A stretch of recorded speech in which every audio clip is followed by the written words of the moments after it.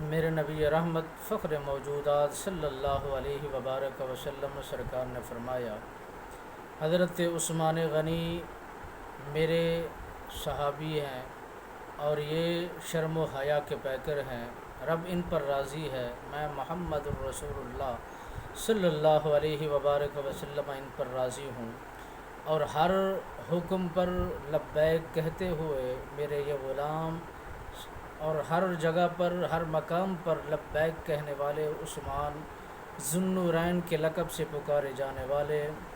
دو نوروں والے پکارے جانے والے، شرم و حیا کے پیکر، جس کے عرش کے ملائکہ جس سے حیا کرتے ہیں، فرشی بھی اس سے حیا کرتے ہیں، عرشی بھی اس سے حیا کرتے ہیں۔ میرے نبی رحمت سرکار نے فرمایا، میرا عثمان خوبصورت جوان تھا اور عرب کی دنیا کا بہترین جوان تھا۔ جب بھی زمین پر وہ چلا کرتے تھے، زمانہ ان کی چال کو دیکھتا،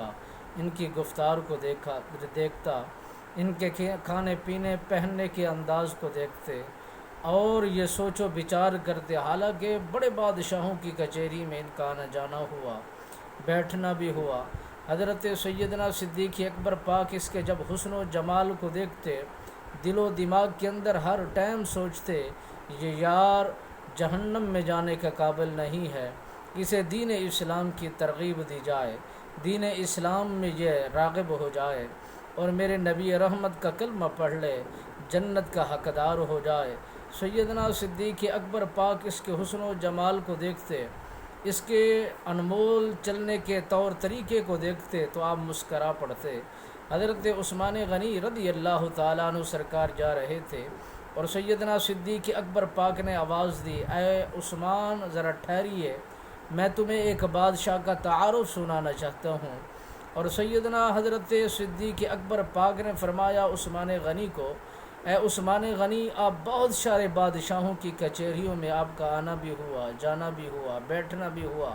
طور طریقے بھی جانتے ہیں۔ ایک ہمارا بادشاہ ہے، ایک ہمارا پیر ہے، ایک ہمارا رہبر ہے، چلیے ہم آپ کو اس کا دیدار کراتے ہیں، اس کے حسن و جمال کو دکھاتے ہیں۔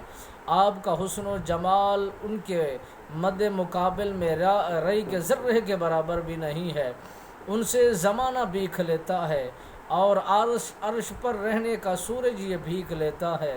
عرش فرشی ان کی کچہری میں جب ایک مرتبہ آ جائیں تو پلٹ کر دوبارہ نہیں آتے، یعنی اتنا لوگ دیوانے مستانے ہیں۔ رسول اللہ صلی اللہ علیہ وبارک وسلم سرکار کے غلام حضرت صدیق اکبر پاک نے اپنے نبی رحمت سرکار کی جب تعریف فرمائی تو حضرت عثمان غنی پاک کے دل و دماغ کے اندر چاہت سی پیدا ہوئی کہ میں اس بادشاہ کو دیکھوں تو صحیح، ان کا حسن و جمال کیسا ہے، ان کی گفتار کا انداز کیسا ہے، ان کے یار اور ان کے رفقا کا انداز کیسا ہے۔ میرے نبی رحمت جب بھی وضو فرماتے تو وضو کا پانی صحابہ زمین پر نہیں گرنے دیا کرتے تھے۔